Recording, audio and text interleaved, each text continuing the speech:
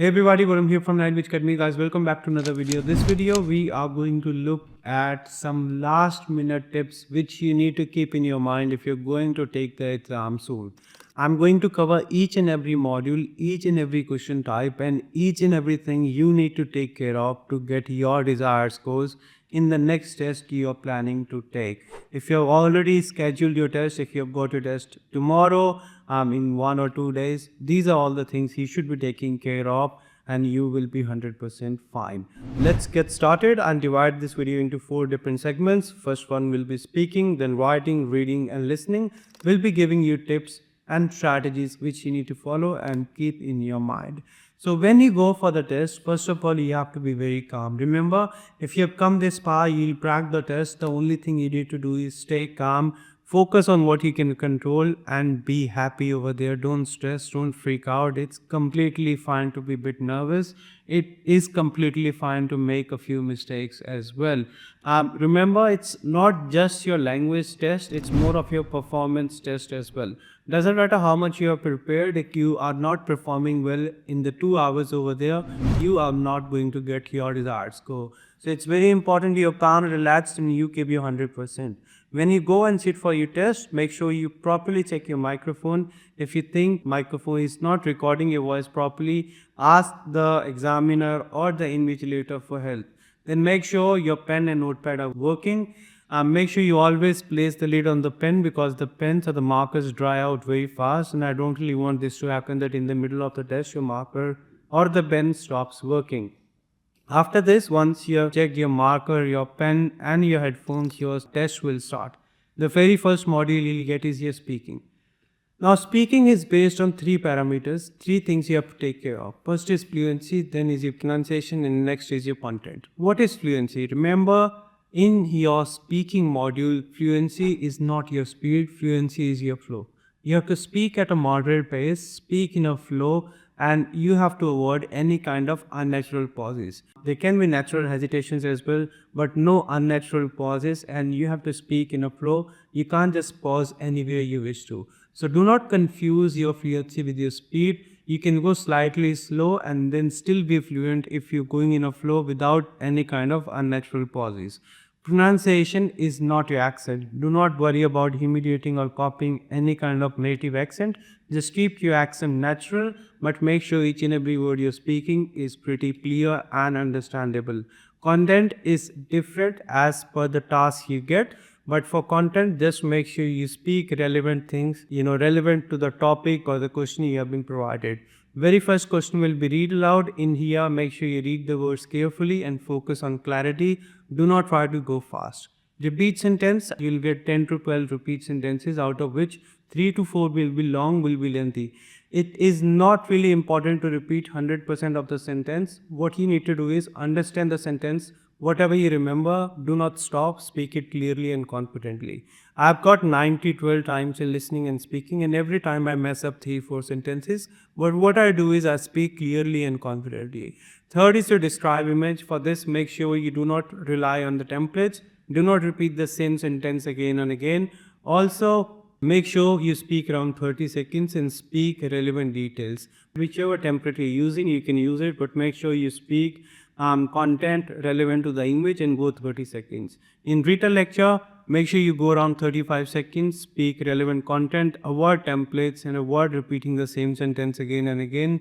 Also, do not use single word keywords or words which do not make any sense or which are not related or relevant to the lecture. Last is answer short question, not really important. If you know the answer, speak the answer. If you don't know it, you just repeat a few keywords from the question, or you repeat all the options which have been presented in the question. For example, if they ask you Ferrari or Mustang, which is more expensive, you don't know the answer, just say Ferrari, Mustang, more expensive, and you'll be okay. This is your speaking. Speaking is the backbone. I want you to be calm, comfortable, go at a moderate pace, but your priority should be your clarity. Do not prioritize your speed over your clarity. Your clarity has to always go above your speed and you'll be 100% fine. Go slow but go clear. That is the key to crack PT speaking. Next is your PT writing. You've got 2 different question types in PT writing. First is summarized written text, second is essay. In summarized written text, make sure you Do not write a lot by yourself.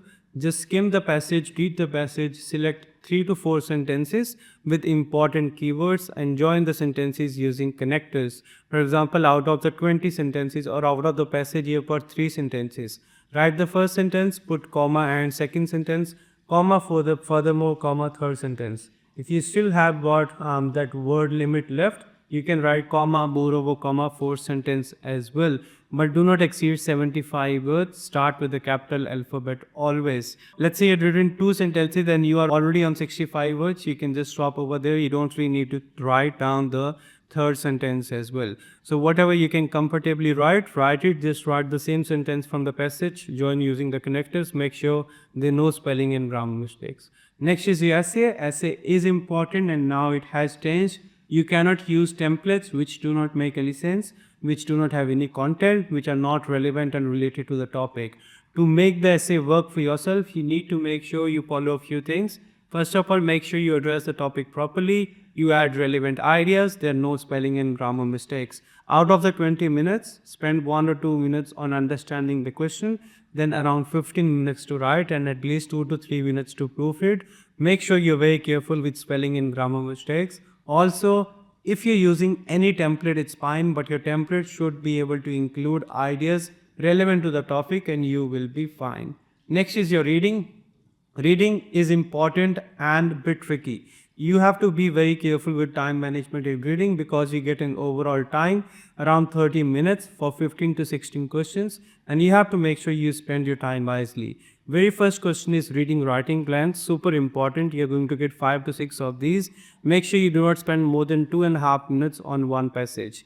Next, you'll get MCQ multiple. These are not important. Just select one option. Just spend around 30-40 seconds over here.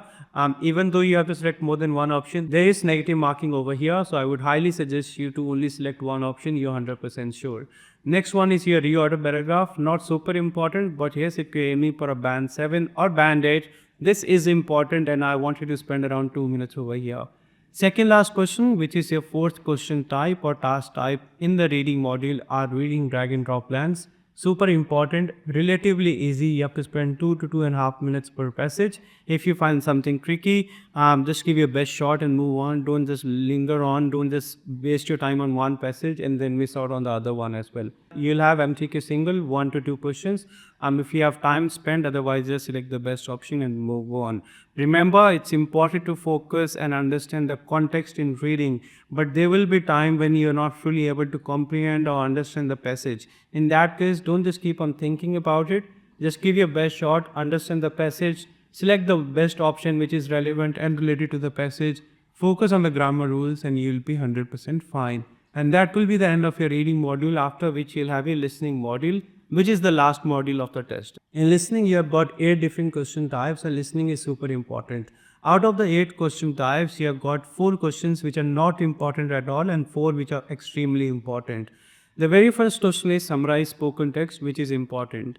In here, you get 10 minutes to write the summary, including the audio time. What are the things you need to take care of? You have to write between 50 to 75 words. I would say write around 65 words.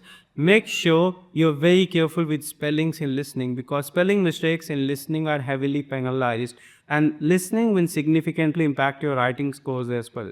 So in listening, summarize spoken text. When you're writing your summary, if there's any word you're not really sure about, do not write it. If you have less keywords or if let's say you have got 20 keywords but you only know the spellings for 10, you just write those 10 keywords, you're 100% sure about the spellings. If there's any word you're not really sure, you can just repeat the same words you're sure about. Write around 65 words, you can use the template. Make sure you have got good keywords and if there's any word you're not really sure, do not write it. And also make sure out of the 10 minutes, at least spend 2 minutes at the end to proofread.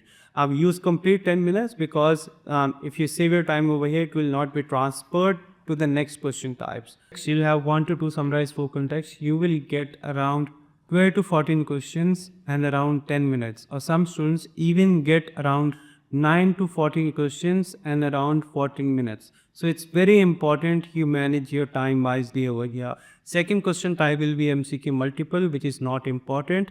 Once the audio stops, you have to just spend around 20 seconds, give your best shot and move on. Make sure while the audio is going on, while the lecture is going on, you try to get the right answer. Read the question before the audio starts, and while the audio is going on, read the options so that you can understand and select the best possible one. There's negative marking, so if you're not really sure, just select one. After this, you'll have listening fill in the blanks, super important because this contributes to your listening and writing. Give your best shot because you get 1 point for correct answer and 0 for incorrect. Even if you write the wrong one, you'll not be negatively marked. So give your best, but do not waste your time over here.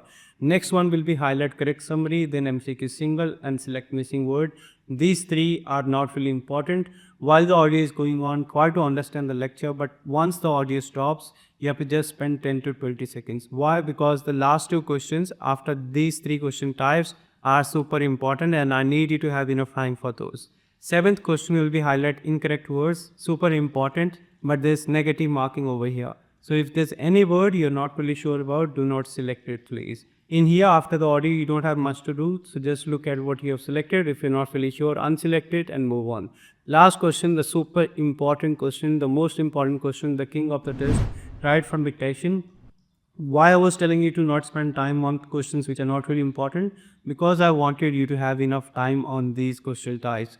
Right from dictation, you'll get 3 to 4 and I want you to spend 1 minute including the audio time per dictation. In here, you'll get a sentence and you'll have to write the same sentence on your speed. Let's say the sentence is, I am a good boy. You get 1 point for each correct word. So for I am a good boy, you get 5 points in listening, 5 points in writing. Normally, you'll get 3 to 4 dictations with 10 words each. So almost 35 to 40 points in listening and 35 to 40 points in writing. You have to be very careful with your right from dictation. One trick which you have to use over here, spellings are super important. If you're not really sure about the spellings, you can write extra words. For example, I am a good boy. You're not really sure the spellings for good, you can write G-O-O-D space G-U-D on whatever alternative you have, whatever you think might be the right spellings, you can write those. If you're not really sure about articles, if it was I am a good boy or I am the good boy, you can write a space the as well. If you're not really sure about singular or plural, you can write boy and boys both. You get 1 point for each correct word, 0 for incorrect word. So for all the extra words you're writing, you'll not be negatively marked and you'll be fine. This is where your test will end, will finish, and if you follow whatever I've told you, 100% you are going to get your desired scores. Now, if you have got a few days left for your test, 1, 2 or 3 days, I would highly suggest you to take a free full sport mock test which is available on languageacademy.com.au. That will give you a clear idea of how the test looks like, how you have to manage your time. After the mock test, you'll get a scorecard, feedback, step-by-step analysis and ways to improve your scores. Also, you get to know where you lost points and what are the things you need to avoid. If you don't have 2 hours to take the full mock test, you can take the sectional mock test which are available on the website. You can practice as many as questions you can. And one super important tip, before you go for the test, even if you've got your test tomorrow, the next day of whenever you're watching this video, I want you to cover the prediction file for write from dictation. These write from dictations are list of sentences which are likely to be there in your test. We collect it on a daily basis from other test takers and curate it for you so that if you get something similar, you are well versed with what the spellings are, what the sentences are, what are the words you should be careful about. And if you get something from the monthly prediction file, which is available on languageacademy.com.au under the template folder or the monthly prediction file folder, you just download it, go through the file that will give you a clear idea of these are the sentences which can be there in your test. And if you get something similar, 100% you'll be able to attempt better and get a higher score. So cover monthly prediction for write from dictation if you have time. After this, if you have time, you can cover for repeat sentences as well. Then you can practice reading blanks, reading, writing blanks, reorders and essays as well from the monthly prediction tab on the website. These essays, you'll have around 30-35 essays. You can just go through all the essays, look at the sample responses and the ideas, because many students get the same essays and write from dictations from the prediction which we have on the website, and it makes the job easier on the test day. That's it from this video. I hope the video was helpful. Just make sure you practice as much as you can. If you do not have enough time, discover the monthly predictions. If you've got 1 or 2 days, take the mock test on Language Academy. If you have more time, you need to practice, take extensive mock tests, sectional mock tests, full mock test on the website, and then go for the test and crack the test in the very first go. I hope the video was helpful. If it was, to like, share, and subscribe. If you need any help, let me know in the comment section. The only motivation behind these videos is to make sure you do not waste your time and money and get your desired scores in the very first go. If you need online classes, on-campus classes for PT Academic, PT Core, we do provide classes all over the world. We've got 12 to 13 sessions running every day according to different time zones. Just send us a message, give us a call, visit our website, fill up the form. Our team will be with you and we'll make sure we give 100% to help you out to get your desired scores, like we have helped more than 50,000 students till date. That's it from this video. Now go on languageacademy.com.au and practice, or you can download the NLIV PT exam practice app as well.